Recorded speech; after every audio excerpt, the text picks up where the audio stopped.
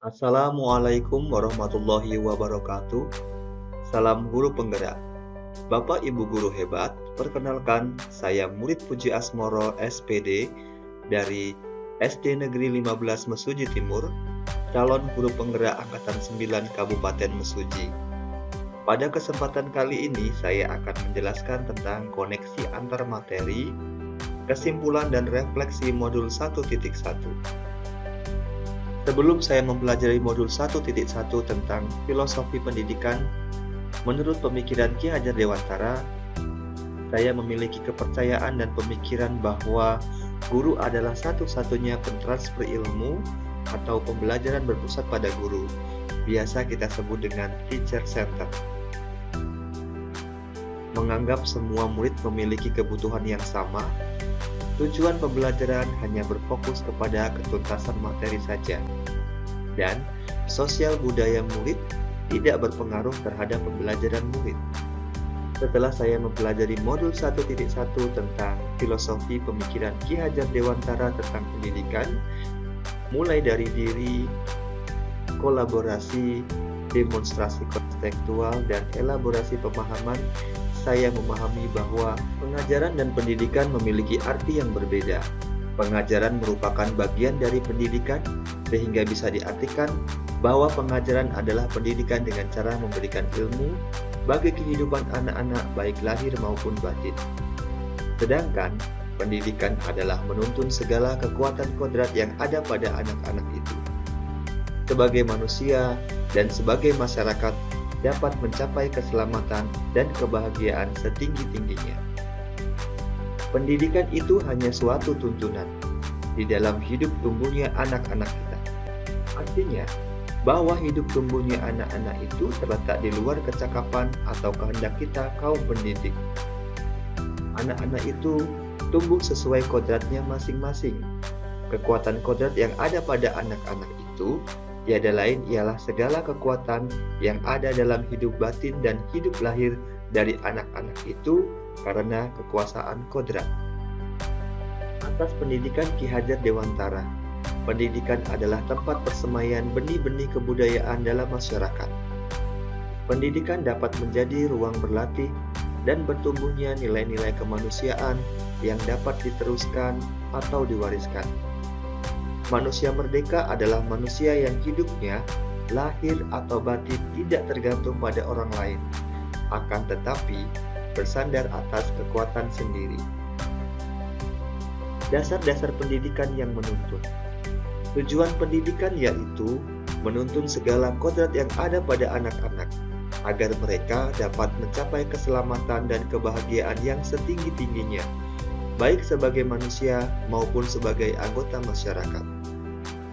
Dalam proses menuntun, anak diberi kebebasan, namun pendidik sebagai pamong dalam memberi tuntunan dan arahan agar anak tidak kehilangan arah dan membahayakan dirinya. Seorang pamong dapat memberikan tuntunan agar anak dapat menemukan kemerdekaannya dalam belajar. Kodrat alam dan kodrat zaman. Dasar pendidikan anak berhubungan dengan kodrat alam dan kodrat zaman. Pendidikan anak sejatinya menuntut anak mencapai kekuatan kodratnya sesuai dengan alam dan zaman. Kodrat alam berkaitan dengan sifat dan bentuk, lingkungan di mana anak berada, sedangkan kodrat zaman berkaitan dengan isi dan irama. Kekuatan sosial budaya Indonesia yang beragam dapat menjadi kekuatan kodrat alam dan zaman dalam mendidik. Keluarga merupakan tempat bersemainya pendidikan yang sempurna bagi anak untuk melatih kecerdasan budi pekerti. Budi pekerti melatih anak untuk memiliki kesadaran yang utuh untuk menjadi dirinya dan kemerdekaan orang lain.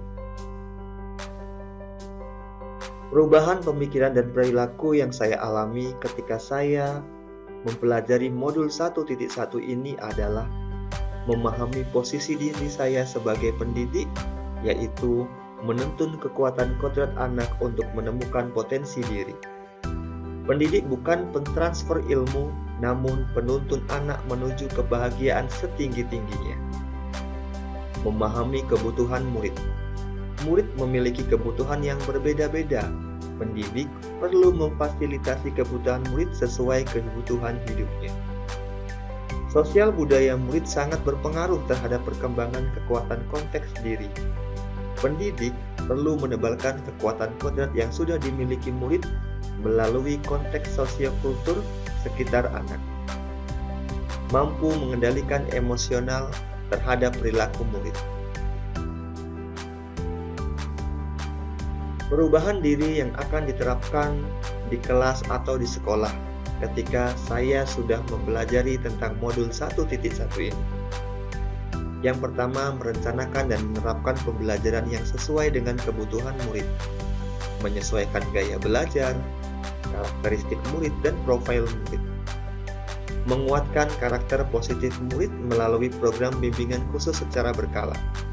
Dan selanjutnya adalah melakukan pembiasaan budaya positif di kelas dan sekolah melalui konteks diri murid dari nilai-nilai sosiokultur yang muncul di masyarakat. Pemikiran Ki Hajar Dewantara sesuai dengan konteks lokal sosial budaya di kelas bisa diterapkan dalam proses pembelajaran dan suasana kelas yang bahagia dan menyenangkan.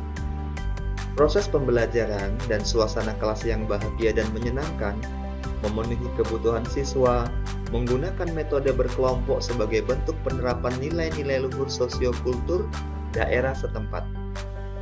Pembelajaran berpusat pada siswa sesuai dengan kebutuhan, menerapkan metode kelompok, permainan kelompok, menerapkan pembiasaan budaya positif seperti kerja bakti di lingkungan sekolah, menerapkan 5S, senyum, salam, sapa, sopan, dan santun, menerapkan kegiatan spiritual, penting menjadi salah satu pilihan proses pembelajaran dan membuat suasana kelas dan sekolah menjadi nyaman dan tentram.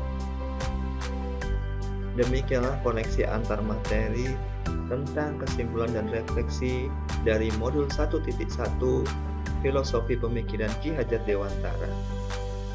Pendidikan itu menuntun sesuai kodrat yang ada pada anak, agar mencapai selamat dan bahagia setinggi-tingginya sebagai manusia maupun sebagai masyarakat. Saya akhiri. Assalamualaikum warahmatullahi wabarakatuh.